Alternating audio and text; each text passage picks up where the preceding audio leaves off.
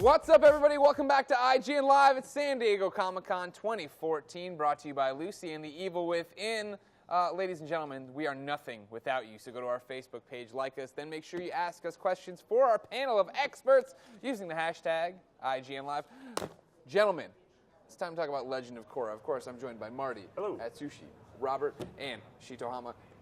Tell me all about the game, guys. What is happening? Platinum Games teaming up to make it blew up the internet when it was announced. What is Platinum bringing to this established franchise? So, great question. I'm Robert Conkey, producer at Activision. So it's bringing a lot. Basically, if you aren't familiar with the original Avatar series, Legend of Korra is kind of a continuation of that. It's the idea where there's different benders in different nations, and bending is this ability to manipulate elements, and kind of there's an avatar who can manipulate all of them, the only person in the world. Korra is kind of the one and only avatar of the world, which is this is kind of a sequel to that series. And sure. Our game was kind of produced by, we worked on it with the actual creators of the show. The head writer, Tim Hedrick, penned the story. We worked very closely with the creators to ensure that we're very close to, as close to the show as absolutely possible. Yeah, of course. Yeah. And then, they've brought their exact flavor of action to that brand while keeping with the world. So we're very excited. So does the game take place during a set season of the show? Is it set between two seasons? How does that work? It actually takes place right in between books 2 and 3. Okay. So there's a 2-week period in between. And that's what happens. Very cool. So. Why was this, I guess this goes to the Platinum crew, of course. Sure. Why was this a game Platinum wanted to make? PG さんはなぜこのゲームを作ろうと思っていました？そうですね。まず今回のこの原作のアニメーションの素晴らしさですね。アクションであったりシナリオも素晴らしくて、特にアクションが出来がすごいので、そういったところで我々の培ってきた技術であったり経験が活かせると思いました。So I mean, they saw the show and they're just blown away. The action was awesome. Really awesome. Yeah. And as well as the story was just so incredibly well done. They saw it and they thought that it would be a perfect fit for their skill set as a studio. So I want to talk a little bit about the fact that what we see here, Korra, obviously not just for kids, but Sure. it is a cartoon. Yep. Platinum. When I think of Platinum, I think of Vanquish, and I think of Bayonetta, Sure. and I think of Mad World, and I think of these games where fools get ripped up and there's a lot of blood. Yeah. And now we're seeing this, and this is something you can play with your little cousin. You can both enjoy. So what was that like? Taking a step back and sort of making something for all ages. Okay. Yeah, I think that's a question for Shitohama-san, the director definitely. of the project. So, 以前の PG さんのゲームを考えると、結構血が派手に出てるっていうところが暴力的な表現が多いじゃないですか。今回はそういうわけにはいけなかったじゃないですか。そこら辺はどうなりました？初めは僕たちにこういう清らかなゲームが作れるのかなって心配だったんですけど、実際作ってみてみんなで画面を見て、こういう表現もアニメの表現もすごくいいねっていう、改めてアニメの表現って素晴らしいなっていうのを実感しました。So, I mean, they took a look at the show itself. I mean, they were a little bit, that was a concern for them as well, right? It wasn't necessarily what they'd always done. But they took a look at the show, and they figured it was something that they'd be able to do. And it was really awesome and right in line with the kind of, it's still totally up their alley. Sure. So, yeah. Really Talking about it being in line, I mean, how much is it in line with their fan base, I guess? You know what I mean? Like, Right. It's one of those things, I think there's the Venn diagram, right, of like Platinum Games fan and Korra fan. There's got to be a pretty healthy intersection. I mean, Sure. were they expecting their audience to connect with it, and then were they really worried at all about living up to expectations? Sure. PG さんの、いろんなファンがいると思うんですけど、PG さんのファンであれば、どう思うと思いますか？やっぱりコーラのファンとプラチナのファンはどっちもいると思いますので、どう反応してる多分触ってもらったらすぐに分かると思うんですけど、もうゲームはプラチナゲームのアクションです。So he's like, any Platinum fan that picks it up is going to know from the moment they do that it's a Platinum game. So. Is it going to have that sort of the way something like Metal Gear Rising: Revengeance worked? There was like a very accessible sort of easy mode where you can get through the game if you just want to have the story. There's also the insane difficulty modes where you're just bashing your head against the wall and trying to master the combat. Is that same balance going to exist here in Korra? Absolutely. So it's going to start with an easy mode, or sorry, there's going to be 2 options, casual mode and a normal mode.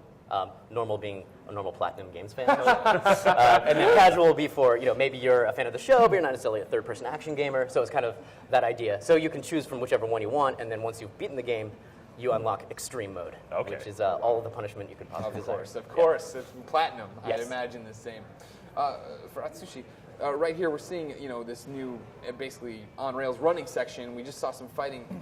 How are you mixing up the gameplay mechanics that you're using, so it's not just the same thing over and over again?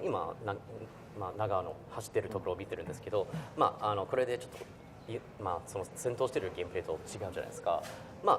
こういった感じも含めてゲームプレイをどうミックスしてるんでしょうか。そうですね、今回、今ご覧いただいているゲームっていうのはミニゲームとして、途中の、なんていうんですかね、スパイスというか、息抜きというかですね、そういった形で入ってるんですけども、今回ターゲットもかなり年齢層も低いので、こういったような途中にカジュアルというかそういうような遊びを入れてますね。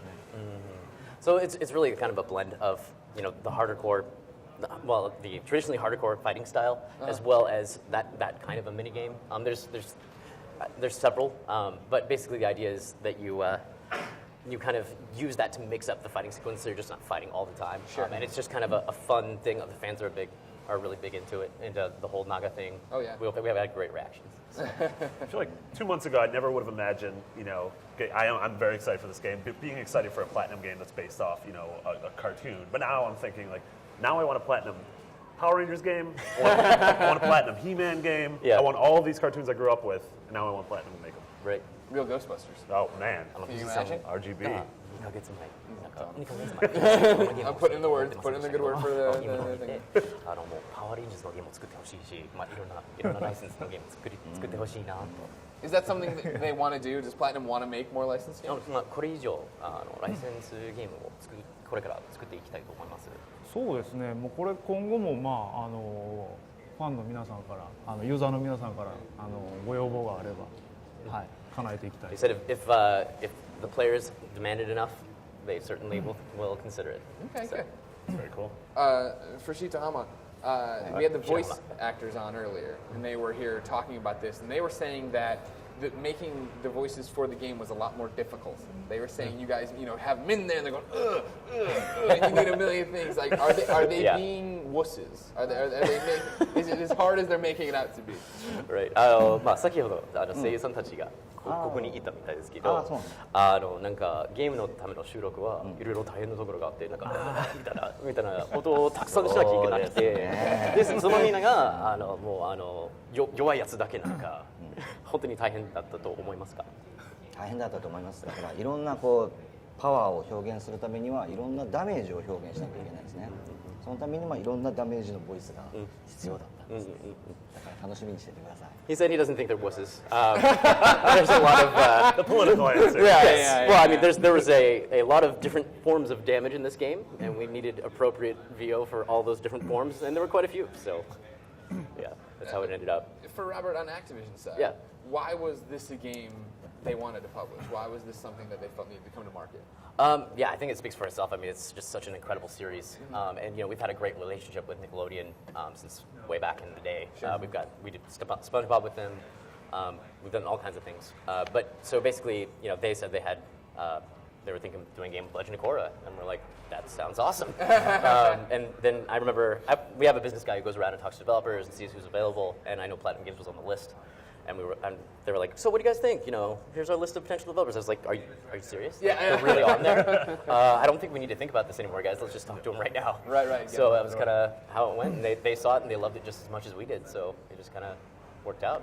That's great. Yeah. Traditionally, Platinum obviously has released the $60 box retail, Sure. video game, and now this is a downloadable title. It's assumedly cheaper than $60. Right.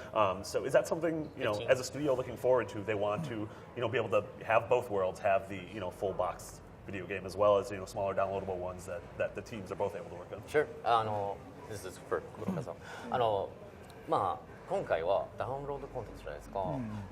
これからもリテール版と、商品版とデジタル版も、いくつかのタイトルをこれから作っていくっていう予定でしょうか。そうですね。いう考え方でしょうか。特にデジタルであったりリテール版であったりっていうところは特に我々としてはこだわりないんで、できればフルサイズでリテール版を作っていきたいなと。この続編も可能であればぜひ作っていきたいでもダウンロードコンテンツもそうですねはい So I mean, they love doing both.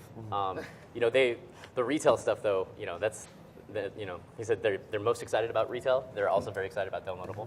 But they're like, you know, if we do a sequel, can we do it retail? So yeah. Ladies and gentlemen, we've been asking you all day to be part of the show by going to our Facebook page and giving us questions. Someone did. Let's go to it. It's Sean Miller, not related to me, I swear. He said, "Did you learn anything from the combat in Metal Gear Rising: Revengeance that you implemented in this game?" Did you learn anything from Metal Gear Rising: Revengeance that you implemented in this game? MGRR を開発していた時にいろんなノウハウを手に入れたかと思うんですけど、そのノウハウをレジェンド・オブ・コーラにアプライしたことありました。どうですかねまあ言っていいのかわかんないですけど、基本的にこのゲームエンジンの部分に関してはかなり参考にするべきところがたくさんありましたね。でゲームに関しては、まあ、その軍事系のゲームとこっちはそのコーラという少女のベンディング修行っていうゲームなんで全く違うんですけど、別ですね技術的なベースという意味では共通している。So from a technological standpoint, they're working with their engine that they also use for Metal Gear Rising. So definitely, there's a lot of like the tech, the stuff that's not necessarily on the surface, is definitely from learnings on Metal Gear Rising. But in terms of gameplay, I mean, it's just so different that it wasn't necessarily, there wasn't anything that you could say directly came from that title. Sure. But yeah, so that's pretty much it. Very cool. Robert, you want to run me through the bullet points on the game? Like how many? Sure. How long is it? Sure. How long? How many levels? How many characters? Multiplayer? Online? Offline? Sure. It's Connect? Is it in the cloud? Does it have saves? Woo! All right. So we've got single player. Yeah. Single player. It's about. We're expecting approximately 4 hours for the first playthrough. It's intended to have 3 playthroughs. Lots of replay value. Why 3 specifically? So there's various reasons, but the first time through is like you'll unlock the majority of the moves. The second time through is you're going to start getting some of the high-level items. There's a whole economy system and there's a store. You're going to start getting some of the high-level items, and then the third time through, you're going to have to use everything that you had in order to get anywhere, because we're expecting you'll play that on extreme. Yeah. And it's going to be pretty intense. So, and particularly in the first time through, so the story is that your abilities get blocked by a mysterious villain that we haven't revealed yet. Sure. And so you spend some of that in the beginning without all of your powers, and so you eventually have to get them back. And so once you've beaten it once, then you start the whole game with all your powers. Gotcha. So that's kind of, and it becomes a whole different deal when you've got everything. Yeah, I bet, especially with the higher difficulty and stuff. So it's. We're expecting players will spend quite a long time on it. There's also another mode called Pro Bend, which is based on Pro Bending, which is the official sport that was featured very prominently in Korra Book 1. And it's basically a 3v3 situation. So it's Korra with Team Avatar, Mako and Bolin, together with her doing like a sports thing, and against 3 other pro benders, and each of them do a certain bending type. And there's a whole game where you have to gain and lose territory. You can get knocked out, kind of like boxing. So it's pretty involved, and it's a pretty cool mode. So it's also got 3 difficulty levels associated with it. So there's a lot going on there. Yeah, just a lot for your downloadable game. Yeah, exactly. When does it come out? So it's coming out fall this year. All right. So, yeah. Gentlemen, thank you so much for coming by, showing us the game, talking Absolutely. to us about the game. Ladies and gentlemen, thank you, of course, for watching.